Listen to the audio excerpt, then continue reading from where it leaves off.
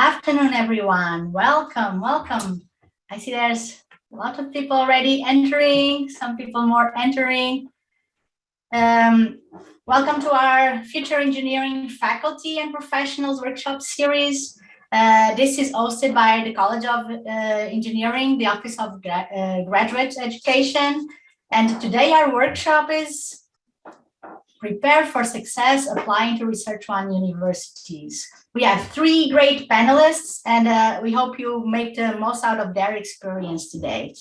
A few ground rules. I muted everybody, so please keep yourselves muted until the questions. And if you need to ask a question unmuted, please be mindful of your background noise. So please avoid eating and this kind of things. Also, if you are on camera, please be mindful that this is a professional workshop. And finally, if you have questions, please put them in the chat. I know some of you already sent questions through the survey, but we are going to answer as many questions as we can also from the chat. And without further ado, I'm going to pass to our fabulous moderator, Morgan Broberg. Hi, everyone. As Joanna said, my name is Morgan Broberg, and I am a fifth-year PhD student in civil engineering and a part of the Engineering Academic Career Club. The Engineering Academic Career Club is happy to co-host this with the Office of Graduate Education in the Civil Engineering Department, or the College of Engineering today. As I have a captive audience here for a few seconds, I'd love to give you a quick plug for the Engineering Academic Career Club if you haven't heard about us before. It's a graduate student organization, and our whole focus is aimed at connecting students that are interested in pursuing faculty careers to each other, to meaningful opportunities, and to professional development experiences. So Joanna and I will talk about a couple of events that are coming up both from COE and EACC at the and I encourage you to get involved as you see emails on those. I'm excited to welcome our three panelists here today. Dr. Lather, an assistant professor in architectural engineering and construction from the University of Nebraska. Oh, before I get ahead of myself, the next FEFP workshop to put on your calendar if you're interested in an industry career post-graduate school. There's a workshop similar to this one that will be held on November 16th. And similarly, you'll see an email and be able to connect to that. Our second panelist today is Dr. Lee, who is an assistant professor jointly appointed in the Engineering Technology and Industrial Distribution and Mechanical Engineering departments at Texas A&M. And our final panelist is Dr. Waxford, who is a professor of engineering education and associate dean at Virginia Tech. So as Joanna said, what we're going to do, we're going to go through each panelist, have them introduce themselves in more detail, and then we'll come back together and go through a bunch of questions, both the questions you submitted in the survey ahead of time, as well as any questions that you want to put in the chat throughout today. And without further ado, I will pass it over to Professor Lather to get us started. Excuse me. Thank you, Morgan. Thank you, Dr. Mello, for inviting me here today. I'm excited to share a little bit of my story and a little bit of my experience. I am more of a recent person that put myself on the market in 2019, and a little bit of my background. I went to UC Berkeley. I have a dual degree there in conservation and resource studies and architecture. Then I moved over to Pennsylvania State University, where I got my master's and my PhD, both in architectural engineering in the construction option there. And then in my graduate PhD program, I did a graduate minor in computational sciences. So you can see from that breadth of education, I'm fairly interdisciplinary in my areas of expertise. A couple of my previous positions, so that you know a little bit about my story, I went direct from PhD into assistant professor tenure track position. I had a research assistant position at the Computer Integrated Construction Research Lab in the Department of Architectural Engineering. I did a visiting research assistant position at the Department of Computer Science at the University of Auckland.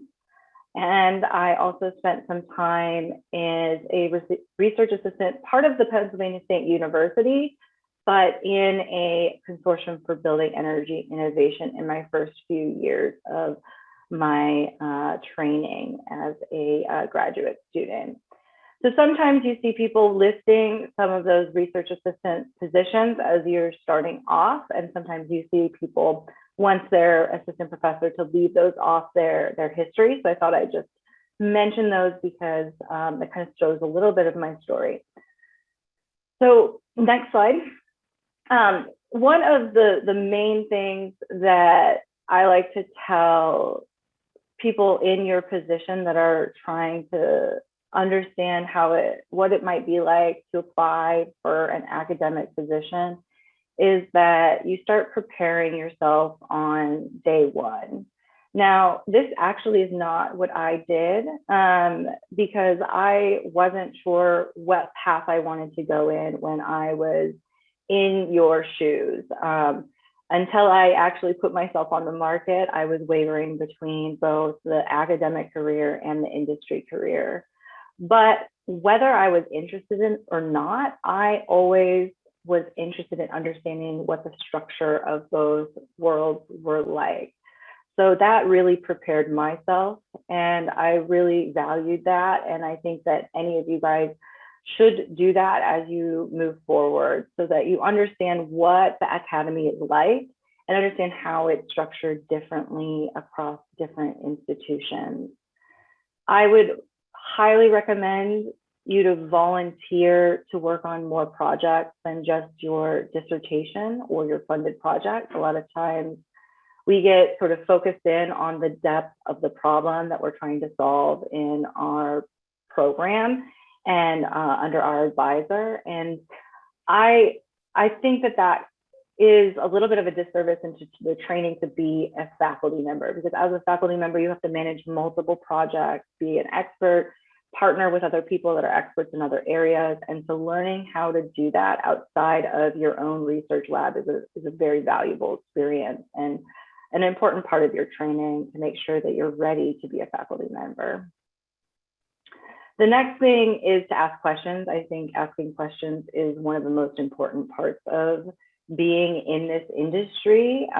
We always are asking questions, and we're asking dumb questions, we're asking smart questions. All these questions really help us understand different parts of our career, our problem statements, our methodologies, but also understand how different programs work. So, at Purdue, the program works one way. At another institution, it might work a little bit differently.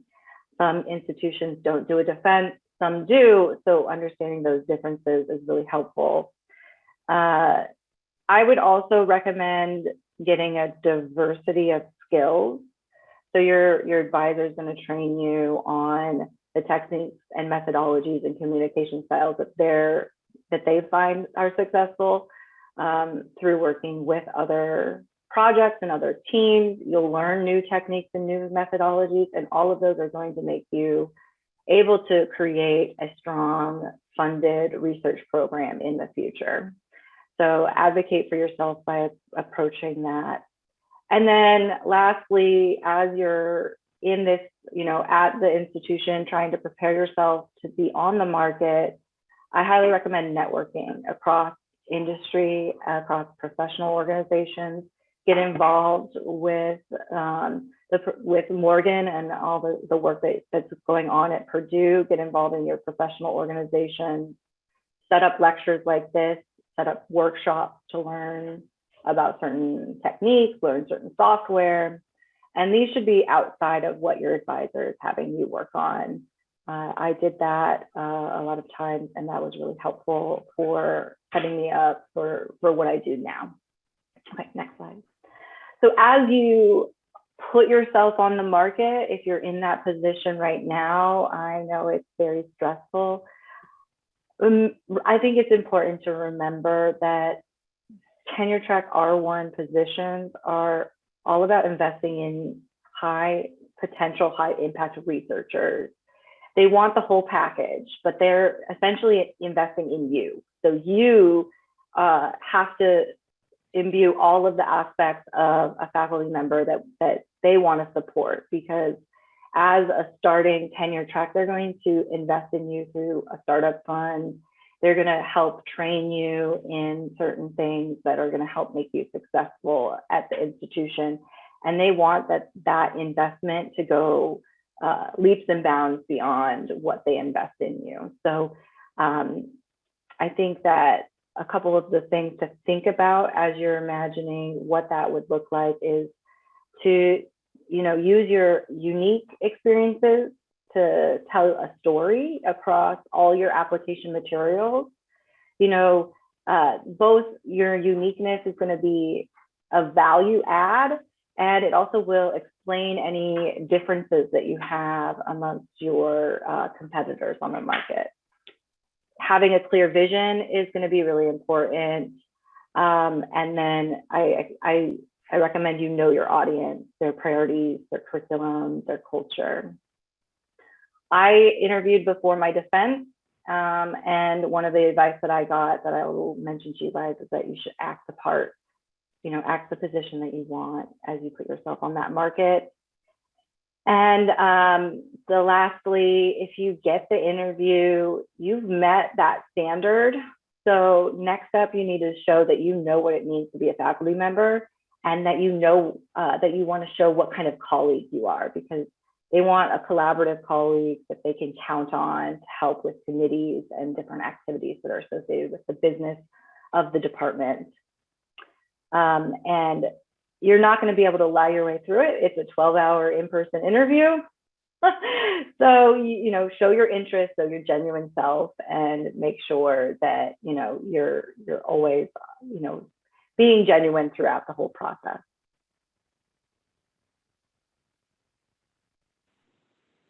Thanks, Professor Lather. I'll pass it over to Professor Lee. Hi, everyone. Thank you very much for this great opportunity to meet many potential colleagues here. And I just want to start by introducing myself a little bit. I'm Kiju Lee. I'm associate professor with the joint affiliation between engineering technology and mechanical engineering at Texas A&M University. Just educational background, I did my bachelor's degree in electronics and electrical engineering from Chungang University in Korea. And I came to the States for my PhD, and I did mechanical engineering at Johns Hopkins in Baltimore. And previous positions, same as Dr. Lather, I graduated in 2008, and I got my faculty position immediately starting in 2008 as assistant professor in mechanical and aerospace engineering at Case Western Reserve University. In 2019, just about slightly more than 2 years ago, I joined Texas A&M University. So this is my second academic positions, and that was the only job transition I did, and I never left school. So it's probably, that's something that I'm missing, like some experiences outside of school, but at least how the academic job and how it is to work at the research R1 universities, and also how to get the job interviews and prepare yourself. That's something I have gone through, as you might be going through as well. So I will go to the next slide, please. So the tips that I'd like to give you during your academic, the education period while doing PhD, I would say just explore what you like and what fascinates you. So something that research is very different from other jobs. So if you want to get an academic position in a research-oriented universities, probably at least 2/3 of your job, you're gonna do research. So you want to find what topics and actually research fits you. And that's something that you want to work on for probably the rest of your life. Or it doesn't mean that you have to stick with the universities, but I'd like you to explore what you like and what makes you happy doing it. And learning how to enjoy doing research is one of the most important part. And I think that is kind of unique experiences and unique skill sets you have to learn during your study. And also, while doing all those things, it is important to build a strong foundational knowledge in your chosen area. And also, as you can see these days, like many of those research projects or other kind of, work, it's mostly done not by only you. There are some research projects that it has only single PIs, but mostly everything is done through collaboration, and all our real world problems are multifaceted and multidisciplinary, and the actual collaboration is very important. And from my experience, my first collaboration kind of experience is basically started from collaborating with my lab mates. So on some project, I test my robots and it didn't work. We stay until midnight and running some experiments. And those kind of, work collaboration experiences will build you not only the actual work-related collaboration skills, but also social skills and how to communicate your kind of, technical ideas with others as well. I'll go to the next slide. So I have served on several faculty search committees, and there are several things that are kind of common. So each committee is somewhat different depending on the topics and also the actual specific areas they are looking for. But one of the common thing is that, the committee is essentially looking for your independent research skills. So depending on your current kind of, where you are, whether you are just, about to graduate with a PhD, or if you have done some years of postdoc experiences, your publication record and other kind of, the records on your CV may be different, but what the actual committee is looking for is your potential research skills that you are able to build your own independent research program. So that those things can be highlighted in particular in the research statements in the way that you research statement is not the summary of what you have done. It's more of what you envision yourself in 5 years. So you write down what your program will be in 5 years. That will start with your skills and experience that you have built, and then what you want to establish in the next 5 years. And also, many students who are applying for the R1 universities, they often kind of, neglect the importance of teaching statement as well. But if you have kind of many people who went to the the screen through the top candidates, and then people are actually paying attention to the teaching statement as well, whether you put actual effort to develop your kind of teaching programs, and what kind of unique teaching approaches you can do to the specific subjects. And many universities are always on shortage of faculty members to teach courses, and some universities are especially interested in specific courses that you can teach as well. So those should be more specific and then articulated in your statements. And then so all those things are in the written form of the communication. So you will basically communicate mostly with only the committee members, faculty search committee members, through the written documents.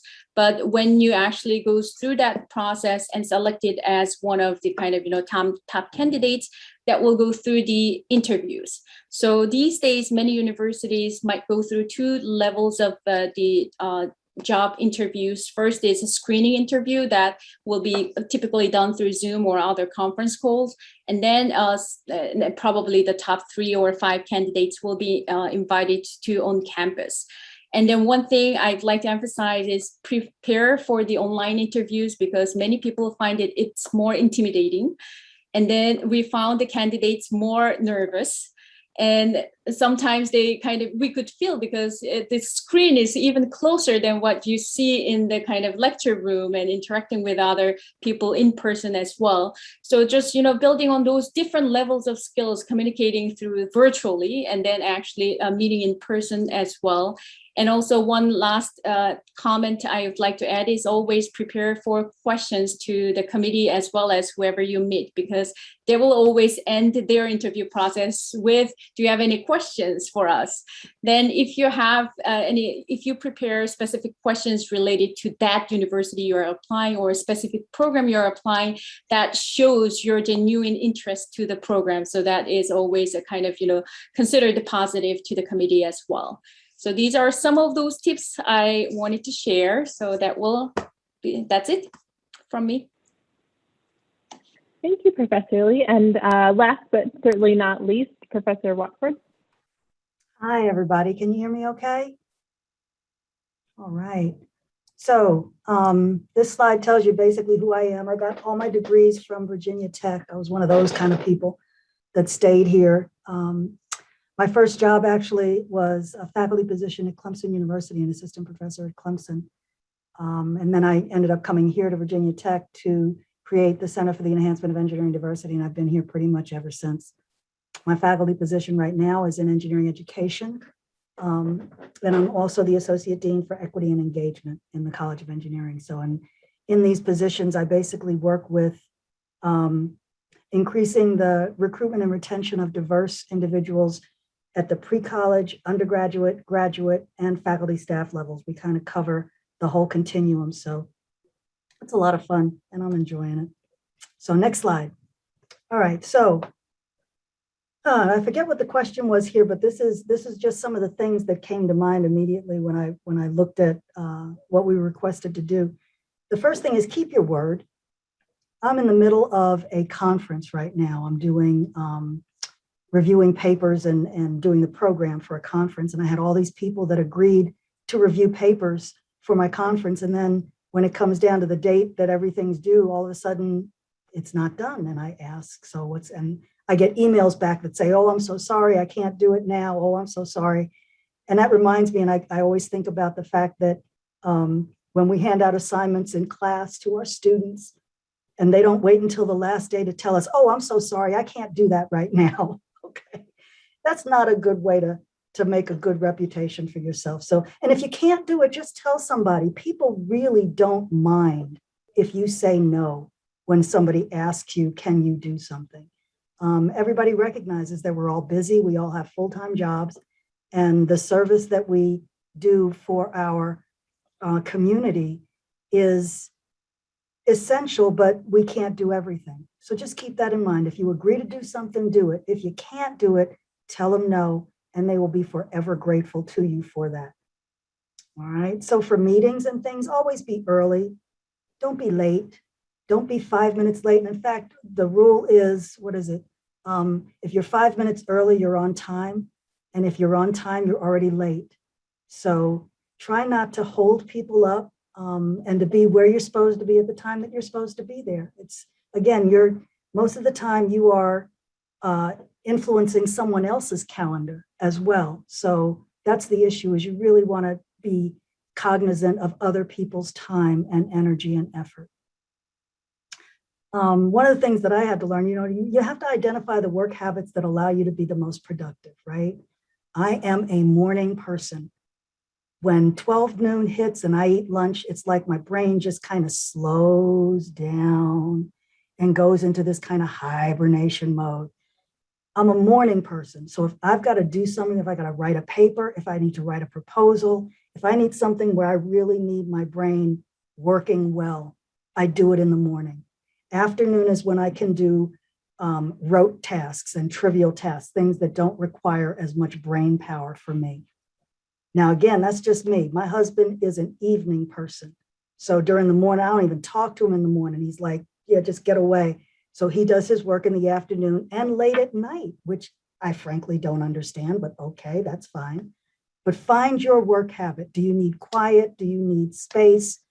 And make your environment fit what you need so that you can get the most work done. Find yourself a mentor, or two, or three, or more, as many as you need. One of the things that we've been talking about here in terms of mentoring is that you pick mentors for different reasons, okay? I have one of the most wonderful mentors I ever had was a senior administrator in engineering, and he happened to be a white male, and he was just wonderful for me. He was just my entire career, he was great for me. But I have other mentors who are not even in engineering, but they are senior level African-American women that I can talk to about things that relate to being an African-American female. So there are different needs and different mentors that you will have to fit those different needs. And just think about it and pick somebody that you want to listen to, that you admire what they've done, and find yourself some mentors. And people will generally be very happy to serve you in that way, as long as you're not calling like every 5 minutes, right? But most of the time people are really happy to share information with you. Okay, so the other thing I learned, if something upsets you or makes you very angry, okay, and it's going to happen in the workplace, it happens a lot. Do nothing for 24 hours if you can, okay? Sometimes it takes me 48 because they really, really made me mad. Sometimes what I'll do is I'll create the email. I'll actually put everything down and I'm typing and creating the email and then I read it and I delete it. Or I send it to one of my friends and say, just take this email and stash it somewhere. Don't worry about it. I just needed to send this information to somebody. But guaranteed, the first response that you have is probably not the best response that you should have. So you're going to run into situations where you think something's unfair or someone has treated you badly or just something has gone wrong. Give it some time to think about and then base your response after you've calmed down, okay? Because some of the worst mistakes that you can make are responding when your emotions are running really high. That's just not a good place to be. Last thing I said here was volunteer to do what you can to help other people. It will always pay off. I have found that the people that I have helped in any very tiny little ways have always ended up being and doing something really, really nice for me when I asked them to, or even before I asked them to, volunteering and doing things. So, try to be supportive of your colleagues, supportive of your bosses, and help them out. Do things without being asked. I think it was what was her name? Tina, and I will think of her name. She gave a talk one time that was really good. But one of her things that she stated was, don't wait to be anointed. Okay, just do it. You don't need somebody tapping you on the shoulder and saying, you need to do these things. All right, so next slide. This was the interview stuff. Okay, so interviews can be very stressful. I think that's a good word. So what you want to do always is think about the question that you were just asked. Make certain you understand the question that was asked. If you have to repeat it back and say, this is what I think you just asked me, that's okay. Then give the response, all right? If you don't know something, say you don't know it, because the minute you try to BS somebody, they know exactly what you're doing. So just say, I don't know the answer to that question. I've never really thought about it. Maybe if I could have some time, maybe till the end of this interview, I might be able to come up with a better answer. But for right now, I don't have that experience. Nothing wrong with that. It's called being honest and true to what you are and what you know. Wear comfortable clothes for your interview. I cannot tell you how many uncomfortable people I have seen. It just doesn't make any sense. You can't be smart if your feet hurt, okay? Or if your pants are too tight, or, just be comfortable. Look good always, but make sure you are wearing comfortable clothes so that is something that's not even on your radar. You're not even thinking about it. Never interrupt someone. And I know that sounds like, something your mom said, right? But it's true. I've actually had candidates interrupt me as I'm asking a question, and it kind of makes my head go, why would you do that?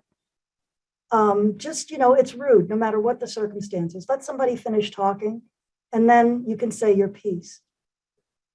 Be very positive about your accomplishments, okay? You have done a lot. If nothing else, you have earned advanced degrees, which is a big deal, okay? Take pride in your work, in what you have done, and don't be afraid to tell people that, I did this, and I'm pretty proud of the way it turned out. I was very happy with what ended up happening. You want to exhibit that kind of confidence in yourself and your abilities. It does make a difference when someone's looking to hire someone.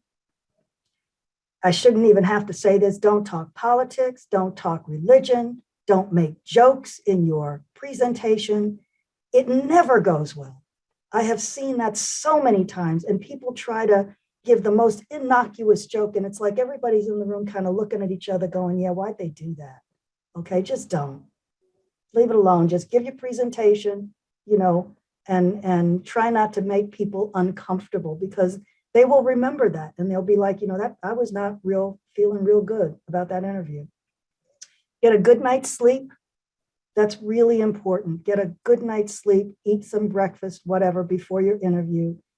The best interviews that I ever gave were the interviews when I did not need to have a job, if that makes any sense at all.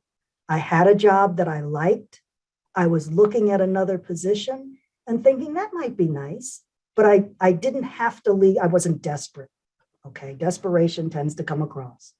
So get a good night's sleep, be relaxed for your interview. And I heard somebody else talking about the questions. I think it was Morgan. The list, they always ask you at the end of the interview, so do you have any questions for me or for us? And you should always have questions, never not have questions. And one that I got from a colleague years and years ago is, to me, one of the best questions that you can ever ask. And it's what I put right there. So I'm being interviewed and they say to me, do you have any questions? And I would say, yeah, okay. So if I were to get this position, after 6 months, what would I need to have done or accomplished for you to consider me to be a successful hire? That throws it back on them to tell you what you should be doing, right? So it gives you a couple of things. One, it's a really smart question to ask. And two, it also makes you realize whether they have thought about this position enough to know what's going to be successful versus what's not. And that's kind of important. So I think that's all I have to say. Thank you. Thank you, panelists, for introducing yourself and giving us a little bit of idea of some of your initial tips and tricks. I'm going to now take a look at some of the questions that we had asked in the survey as you submitted questions when you registered. But as you have questions, please throw those in the chat and I'll definitely ask those as well. So first question, we got a lot of different versions of this question, but what are the main parameters that hiring committees are looking at Research One universities, and how much value do they have relative to each other? So teaching, service, research, journal articles. Could you comment a little bit on what kind of parameters are hiring committees looking for, and how important are they relative to each other?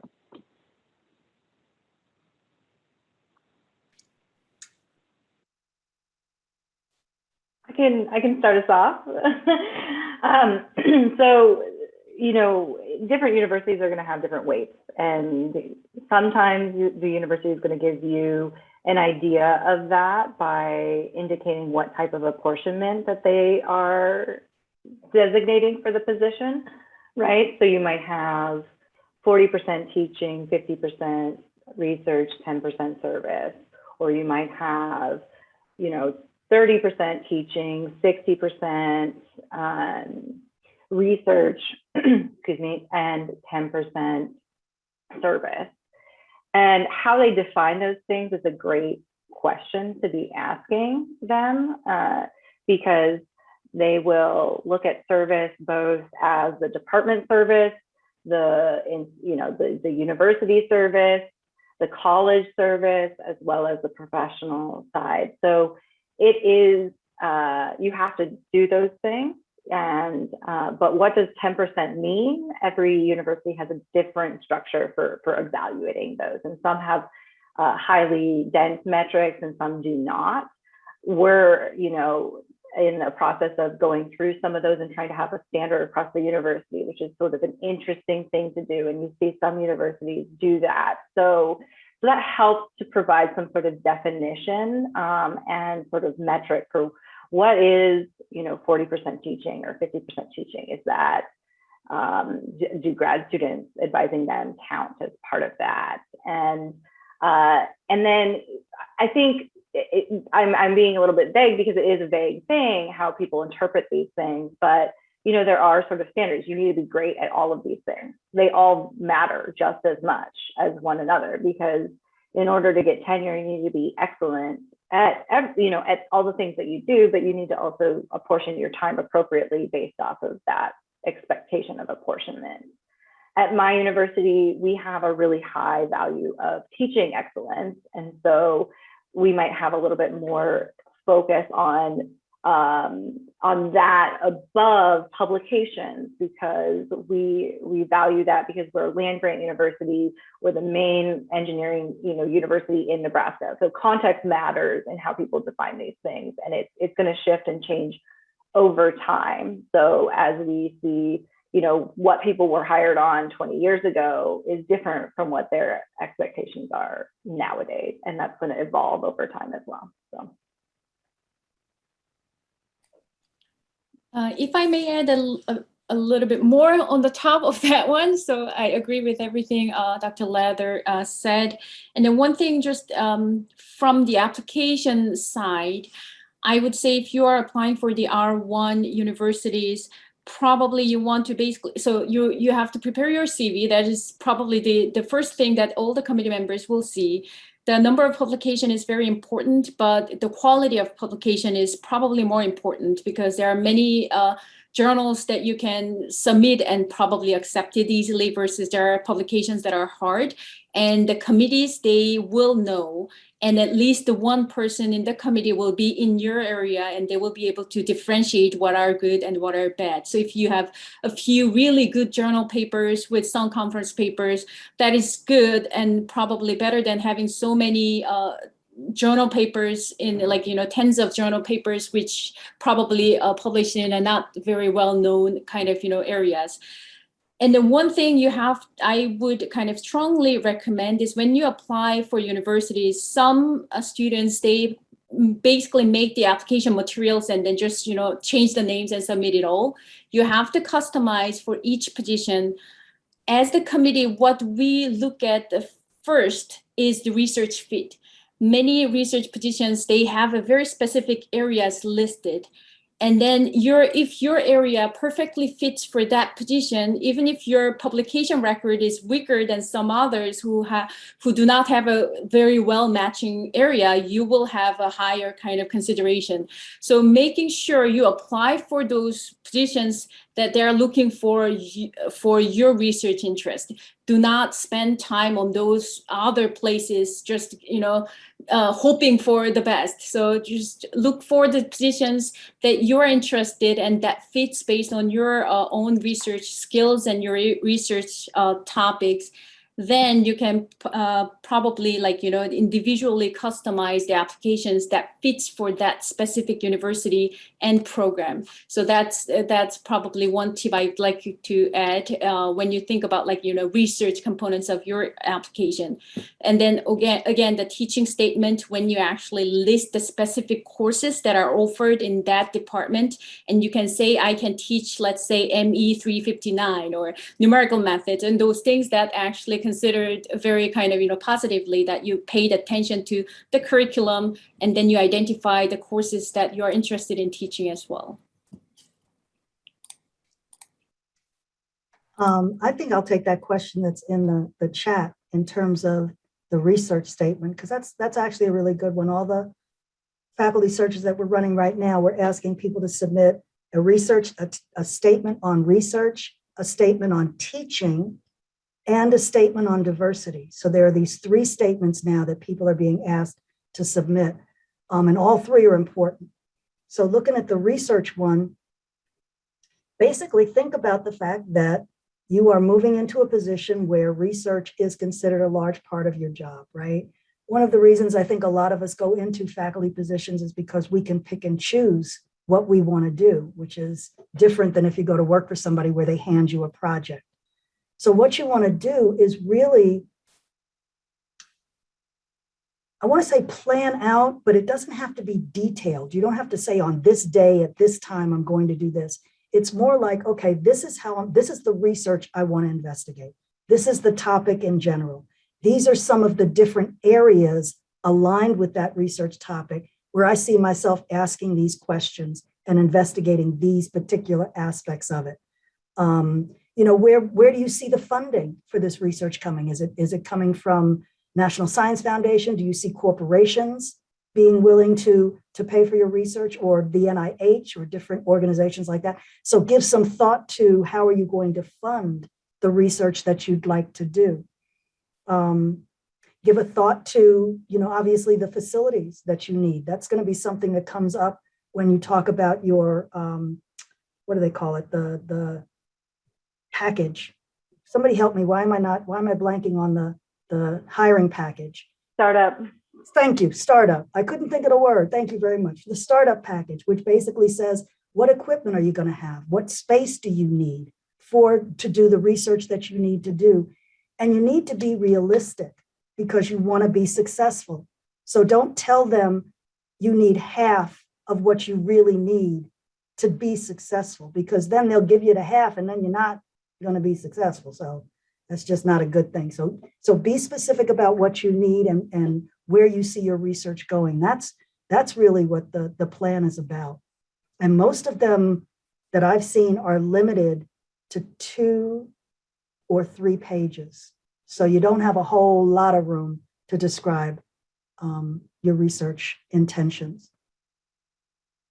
So that's my 2 cents. I'll add to Dr. Waxford. That's really great advice for the research plan. You want to be detailed enough that it seems actionable, but flexible enough to be able to, deal with the waves of, say, what 5 years is going to be like. But it's good to add that time frame to it so that you're like, well, first we're going to carve out this study and it's going to go to these 3 different agencies for different scopes. And then we're going to, think about a realistic plan. I've heard some people say they read their research plan and then they did it. They literally followed it and went for those agencies and those programs. You don't want to just list NSF. You want to list, I'm going to talk to this program. I'm going to go to this call. You want to be more specific than just the agency itself. But you can be a little bit flexible in that. Thank you. I want to jump off a little thing that Professor Lee said. We have a question here about tailoring applications and how much you talked a little bit about specifically tailoring where you're applying to and some suggestions for teaching statement tailoring. Could you talk a little bit about research statement tailoring, if you do research statement tailoring, or how that could work in? Sure. So I think the research part, you cannot actually change your expertise depending on the positions, right? You're going to apply for the positions that basically they are looking for someone like you. But I think it is important, for example, depending on the program and department, and your research might have different directions you can go potentially. So for example, I have been working on modular robotics and other applications, but if I were applying for something they're looking for healthcare technologies. So this technology can be transformed into sensor network systems and that can be applied for other things. So you can always tailor your research statement by looking ahead of what you have now, because it has unlimited opportunities that you can explore further. I never expected myself working on military technologies, but now I'm doing it. So it's the same in that way. So for example, what you're working on is, let's say, the radio communication and those things. And then if they're looking for some specific applications in healthcare, and then you can tailor your application in the way what fundamentals or technologies that you have worked on, and then how that can be applied for, health monitoring or smart hospitals and those kind of things. So there is a tremendous opportunities that you can tailor, which will take a significantly more amount of time, but that will be considered and received a much better way as you go through in that route. And also one thing I'd like to add is Dr. Waxford mentioned about the funding agencies. It's very important these days because, no engineering research can be done without money, unfortunately. So the best resource you can get is your advisor. As you're a student, you will probably, if you apply directly for a faculty position, you would not have any proposal writing experience. I never had it either. But the best, at least getting some kind of information and some knowledge is from your advisor. Many of you must be working on a federally or like either industry funded project, right? Then you add, and some students, usually they just work on the actual task given by your advisor without knowing what bigger project they're working on. So that project might be a part of this big NSF project that might involve other faculty members and other institutions as well. Just ask him, like, how that proposal was developed and how it is applied and what specific program that was funded from. So then you can actually search on Google. NSF has many directories and programs. So when you actually give your job talk, it's very important to have your potential funder, sponsor of your research. We don't want to listen, it's NSF, NIH, DARPA, DOD, because it's everything, right? You want to list NSF, Engineering Directorate of, let's say, Cyber Physical Systems Program funds this kind of research that perfectly fits with my research. So those kind of things will be very great, but your advisors can tell you more. They should be more than happy to tell you more about how to kind of, approach and explore those funding mechanisms as well. So that can be added to your actual preparation of your research statement and also preparing for the interview. Thank you for expounding a little bit upon that. Now we have a question on what is the tentative schedule for applying to R1 universities. I think we can probably round robin this pretty quickly. So if you could say when you started seeing positions, when you applied for positions, and then maybe some kind of interview, and when you actually got an offer, whether if you, or at this point, whether it's when you would have advertised for a job, started reviewing applications, and then offered something. Professor Lather, do you want to start us off? Then we can go to Professor Lee and finish with Professor Waxford. Great, yes. So this September is usually when you start seeing the positions being opened, and typically those close end of October to mid-November for the applications. Now, some positions will have the ability for you to apply after that deadline, depending on the university and the program, if they're accepting applications after it. So they'll do an initial cut at that deadline, whatever that deadline is, and they'll say, we're accepting applications, or they'll say some sort of wording that indicates whether it's closed after that or not. And you can always reach out to the chair of the committee, which will be listed in the call, to find that information out. Now, after that, basically you get a dark box. You don't hear anything. If you, there is sort of a, I guess, unwritten rule, or maybe it is written, that they want to get offers out before, I believe it's something like May 1st. So, because they want to get people to indicate whether they're accepting it before the end of the semester and of the spring semester, because typically you'll be accepting jobs for starting in the fall. This does not take into account the timeline for any positions that might pop up to start in the spring. This is the more typical, fall application for a fall next year start time.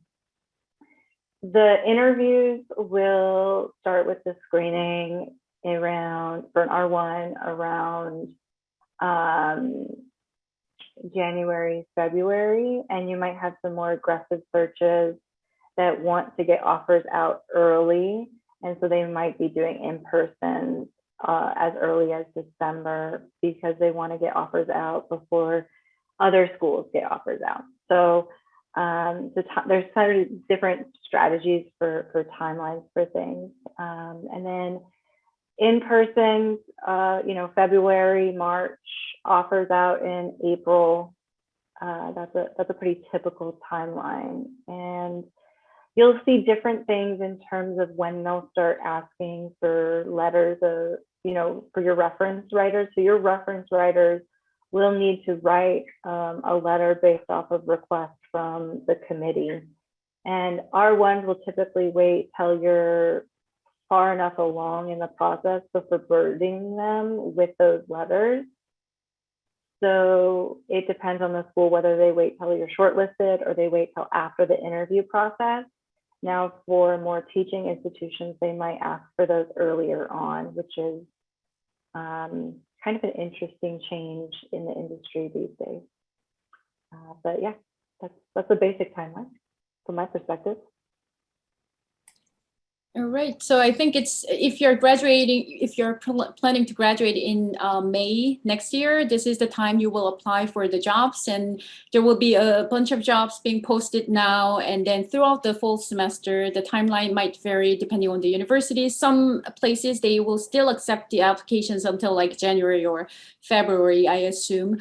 But usually the interviews take place early spring, and the job offers comes out like April and May period.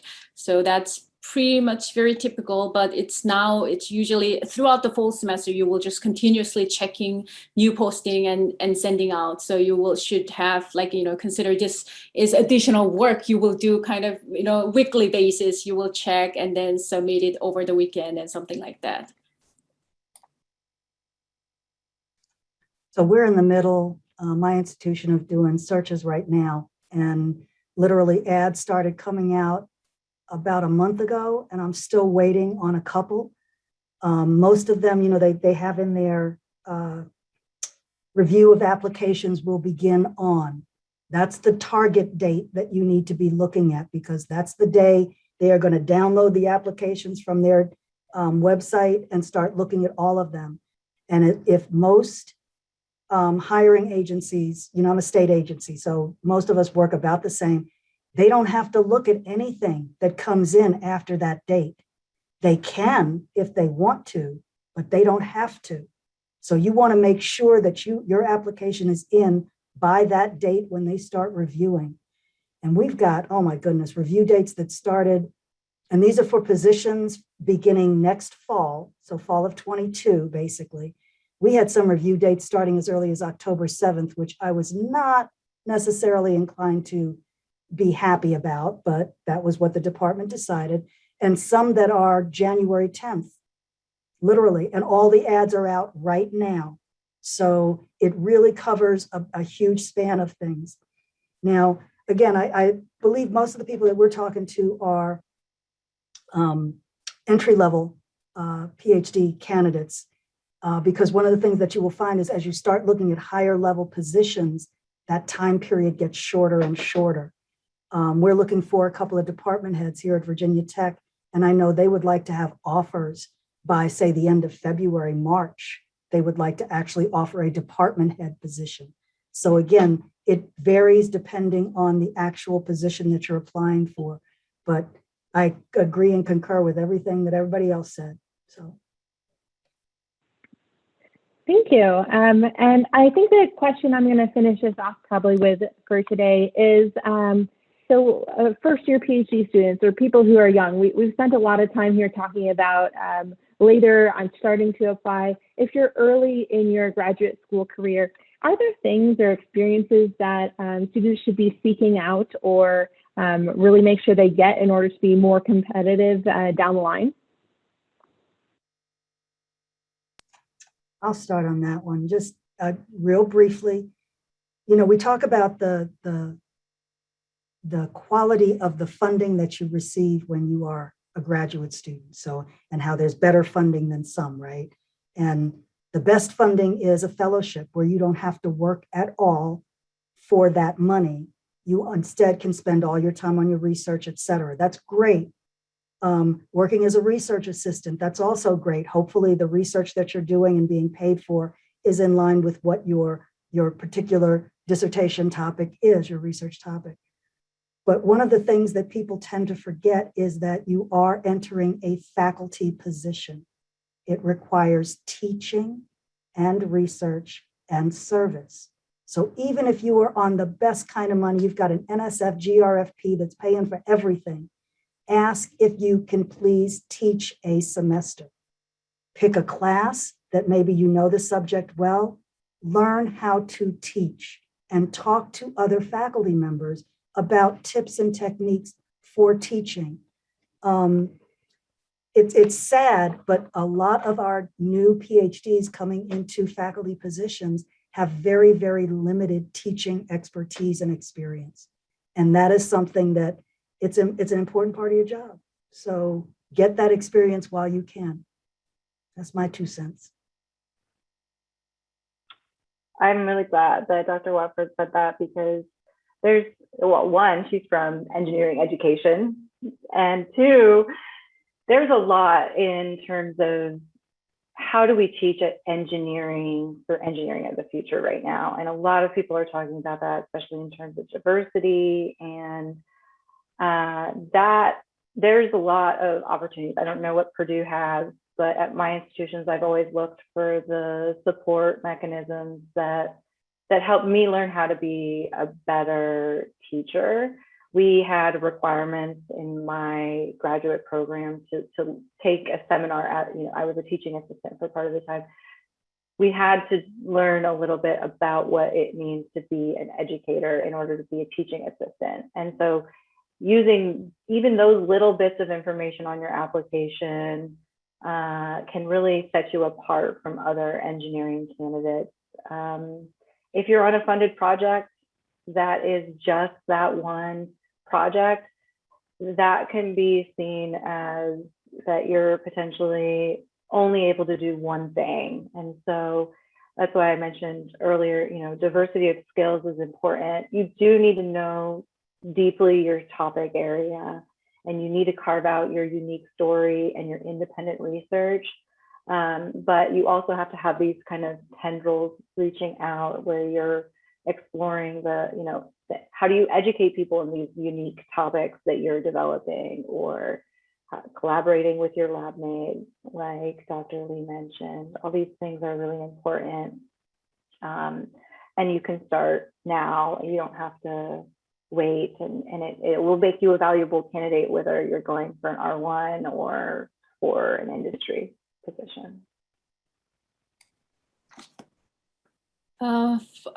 In my opinion, I think everyone here is lucky enough to have this opportunity to participate in this kind of workshop that I never had the luxury of knowing and hearing from people who went through the same process other than my advisor. So I think just, participating in this kind of unique opportunities offered by your institution is the great thing. And then it's along the way of helping you to become a successful faculty, like securing a faculty position. And this will kind of, put you heads up like along the line. So I think this kind of workshops are great. And then proactively kind of, join and participate in this kind of opportunities that will kind of expose you to the real world experiences.